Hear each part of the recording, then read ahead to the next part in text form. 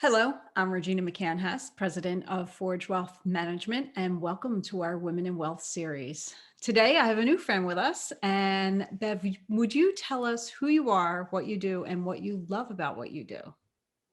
Sure. So, Regina, thanks for having me. I'm excited to be here on Zoom with you. And I'm Dr. Bev Weinberg. I'm the founder and executive director of a nonprofit organization called Integrate for Good. And we're committed to making sure that the rich opportunities available in our community are also accessible to people with disabilities. So we do that in really three key ways. We empower people through something called Empowerment Lab, where we work with high school students to make sure that they're able to share their talents and their abilities with the community through volunteerism and paid employment. And then we also connect people through inclusive volunteer opportunities. So we bring our neurodiverse team into corporations, into work groups, and we have you give back and kind of exercise your corporate social responsibility priorities, put them into action through volunteerism, and people with disabilities co-lead those volunteer activities with us.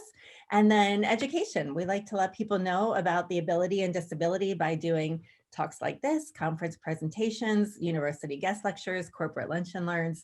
And it's really all about making sure that people with disabilities aren't left on the sidelines of opportunity in our community, but are really engaged in the same opportunities that we all enjoy.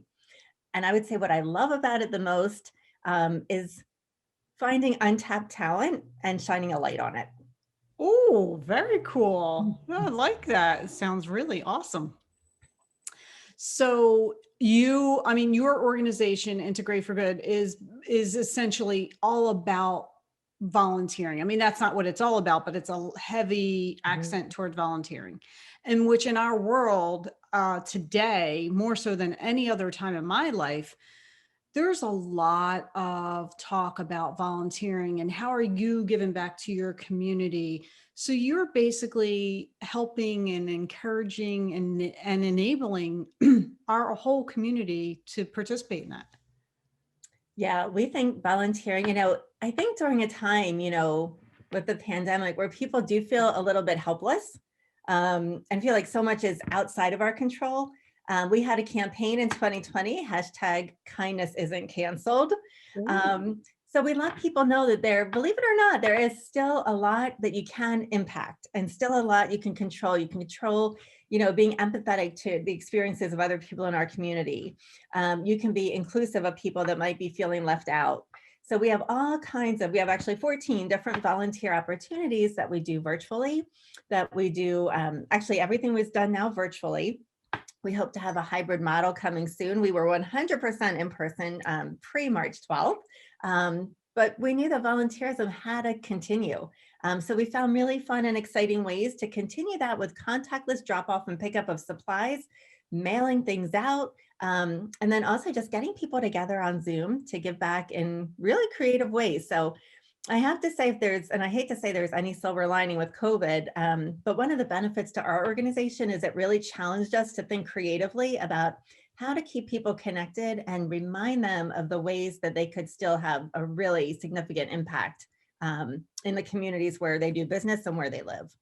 Yeah, because I have to imagine as far as volunteerism, I would have not thought outside the box and thought, well, you can only really be a volunteer in person, you know? Yeah. So you have really felt like thought outside the box and created a great opportunity for everyone to participate. Yeah, we've tried. And it's been fun to just, pilot some different activities to see what resonates with people. One of our most popular projects, the Sleepy Mat Project, where we recycle plastic bags that you would just get at Giant or Target, any grocery store. We recycle them into sleeping mats for people experiencing homelessness. Oh, wow. And that was a really COVID unfriendly project because we would all share supplies when, pre-COVID. We were all, some people would cut up the plastic bags, some would tie them into the plastic yarn, some would weave on our loom, some would deliver. Everyone was touching everything. So we got really creative and we've kept this project probably going stronger than any of our other projects where, someone says, I have a lot of bags that are just taking up room in my closet and I know I can't recycle them. I know I can't throw them in the trash because I care about the environment. Oh my gosh, you'll take my bag. So I'll open my front door and someone will have dropped off plastic bags, which we can then pass on to people who make our plastic yarn, people who weave on our looms, and eventually they get into the hands of people experiencing homelessness. And just by giving the bags that are taking up room in your house is a great way to help. We've done a project, I have here some examples of kindness rocks, which that one says good vibes on it, where we decorate rocks and people can just find a rock and a Sharpie and put a message of hope or kindness and just put it somewhere in the community where someone else might find it.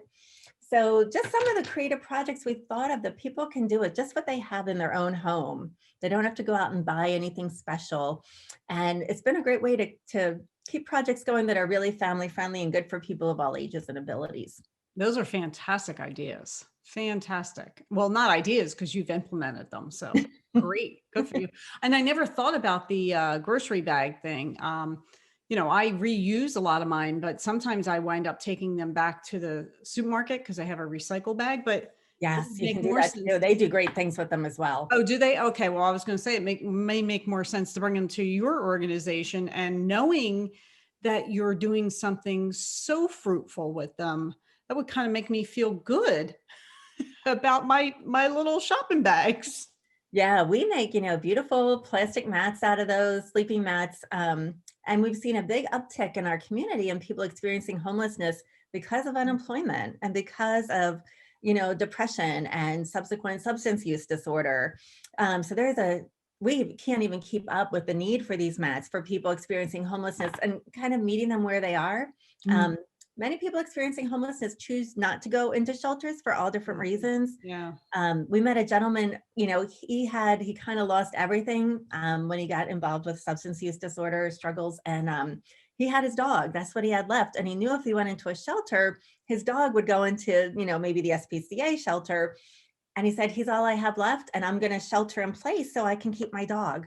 Oh, So we were able to provide a mat to him, and then eventually he was able to get the support that he needed. But people will shelter in place, and it's been a cold winter around here on the East Coast. yeah, it has. Very wet and cold. Yeah. Yeah, that's a tough one. Yeah, every Wow. mat saves about 700 to 800 plastic bags from our oceans and landfills. And because they're so durable, we know they last in the environment forever. It actually makes the sleeping mats really durable too. So it's a good use for them. Yeah, and I won't mention stores, but I know a few stores I love their bags because I just like, oh, I'll reuse that for, Yeah. this, that, and the other thing. Yeah. Oh, that's good. All right. So I am going to suggest all of my friends who watch this to see if they can save their shopping bags, the plastic ones, and reach out to Integrate for Good to put those to good use for going forward. I will definitely make the switch myself as well. Oh, we love that. Yeah. Yeah. So, big pivot for COVID for you guys. Things that you didn't think were even imaginable, you created them and made them happen. So, I have to commend you for that for sure. I know, so I'm on the board of St. Mary's Homeless Shelter in Phoenixville for homeless families. So, we've had to cancel many Yes. fundraising events for our organization. How has the pandemic and the quarantine and the shutdown of everything, how's that impacted your fundraising? Yeah, for all I think I speak for most of my nonprofit colleagues that a lot of nonprofits rely on those big fundraising events for, a large amount of their unrestricted funding, which we can, use as we need it to meet the most critical needs of the people we're supporting. And I know our gala was rescheduled 6 times. We have it on the calendar for late September, but I'm thinking it'll move into 2022. Just not sure about Yeah. when 200 Yeah. people are going to want to get together, take their Yeah. masks off and eat in one place. So we're very mindful of people being cautious and we're so respectful of that. So yeah, those events went out the window for us, for so many of us. So what we did very early on in early April, I talked to my board and I said, let's figure out creatively how to keep people together. I didn't know what Zoom was in March. No, me either. I did not know what Zoom I'm was. an expert at it now, though. Yeah, yeah, I'm like, it's hard to believe. But I said, I think there's this thing called Zoom. Let's try to figure it out. And I had to get rid of some of my negative self-talk, which I know sometimes, especially as women, we can get Yes. in our own way. Yes. And I'm like, oh, you're not good at technology. This isn't going to work out. This isn't your wheelhouse. And I'm like, okay, that talk has to stop. And we really kind of changed the culture of our organization. Didn't change it that much. We always were kind of this way, but we thought, we're taking failure out of the equation. We're going to succeed or we're going to learn. And we're only going to fail when we don't learn from what we messed up. So we had, a couple, thank God, no Zoom bombers, I have to say. But, a couple issues where, we had trouble switching screens, but I have to say people were so compassionate and so understanding about it. And we started having these networking events. We would charge $5 to participate. And we wanted to find a way to support our fellow for-profit small businesses. Nonprofits are businesses, just like for-profit businesses are. So we said, hey, jump on our calls. Some people are looking for work. Some people are in transition now. Share 30 seconds about what you do and see who in our community can help. And then we would play Kahoot games. Some of our local restaurants and businesses would give gift cards so we could give away. Everybody likes to win stuff, especially now. So we'd give away prizes. We'd have different themes for our events. We had a blues guitar player who lives with autism one time. And we did 6 of those, I guess. Including 2 bigger events. We did Kindness Fest for our Kindness Isn't Canceled campaign. And then we did a Make Your Mark conference just this past January 30th, just to bring people on the call, get people a little sense of normalcy around, building community. We were able to raise some money for organizations, certainly not what we would have raised with our larger events. We're just doing a lot of grant writing to make up for that. And grant writing just takes a lot of time, and it's just even more competitive than it's ever Oh, been. extremely. Yeah. Okay. So if the people watching this or hearing this, if they want to follow your organization, find more out about it, and maybe even if they wanted to donate, where would they go to do that? Sure. So I love sending people to our website, which is integrateforgood.org. And I love sending people there because our web designer, who's also our photographer, our videographer, our IT guy, and our technology genius, he lives with autism and muscular dystrophy. Oh, He lives wow. with social anxiety. He lives with dyslexia, a laundry list, and he is an absolute genius. And when I talk about untapped talent, that was Nick. When he was in school, they missed it. They were focusing on what he couldn't do. Oh, And lucky for us, we saw everything else that he's an absolute rock star at doing. So that's all Nick's work. People are like, oh, we love your website. Who's your designer? I'm like, oh, I'm thrilled to connect you. So if anyone's looking for web design help, I always promote Nick. If you like what you see on our website, I'm always trying to get him paid work because he is the best, that I found looking around, and he's just brilliant.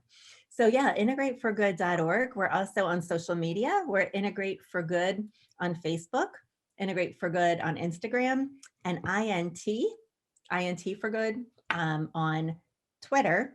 And we're also on LinkedIn. awesome. Awesome. And your website is spectacular, by the way. I agree. I didn't know, he had that kind of background, but I will tell you, the website is very impressive. So you have a star Yes. in him. I say, I can see why you're trying to get him work. He does great yeah, I'm work. like, when you find something good, you want to share it with people. And Yeah. I'm like, oh, we found a diamond here. Yeah. That's And he is fantastic. just, he has just amazing visual skills. And also our website, he does a lot of great things making websites accessible.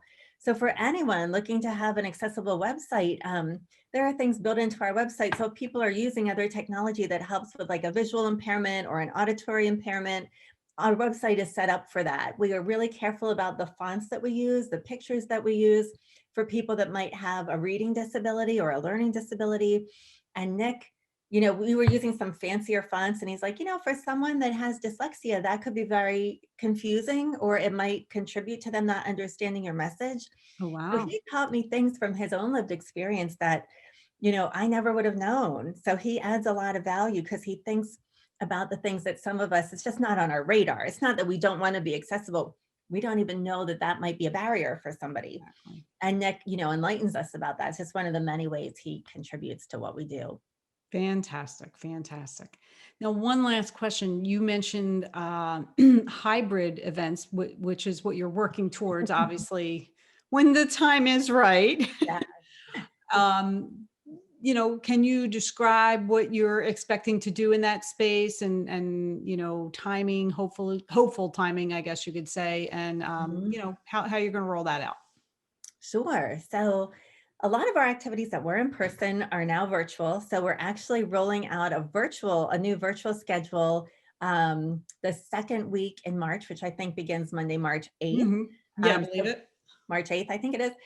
So we're going to be offering our Sleeping Mat project, Kindness Rocks. We do military gratitude projects. I think we're going to feature six of them, six of the 14 this time.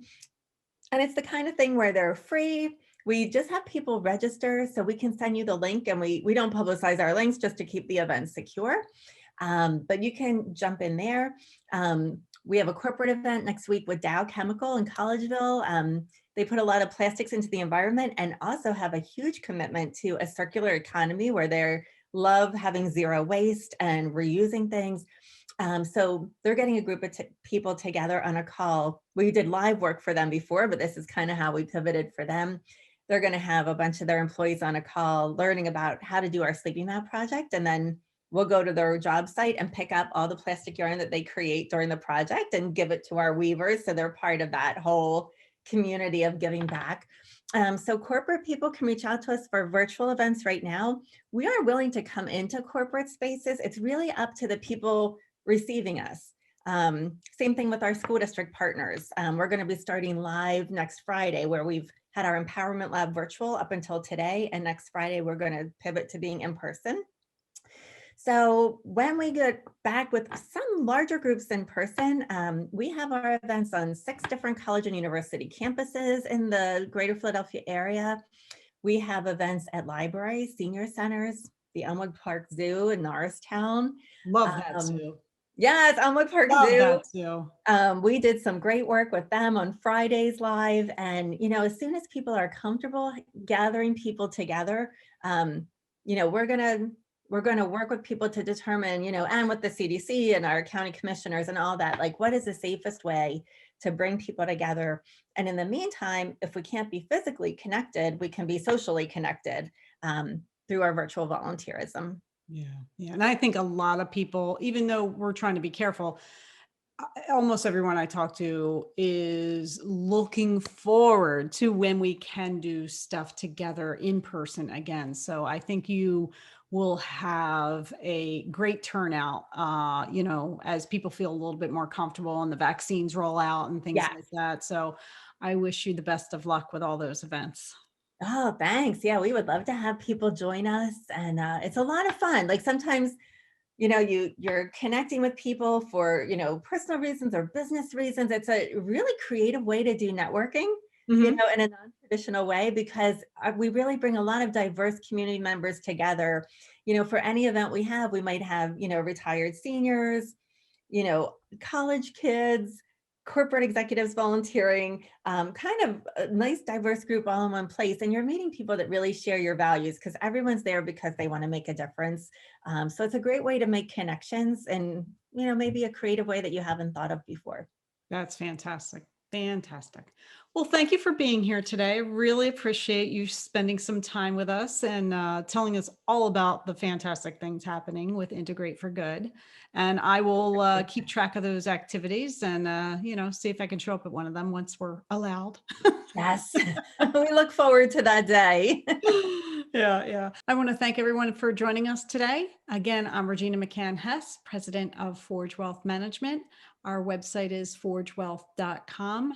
And on the social medias, Facebook, Twitter, and YouTube, you can find us at Forge Wealth and on LinkedIn as Regina McCann Hess. Thank you for joining us and have a great day.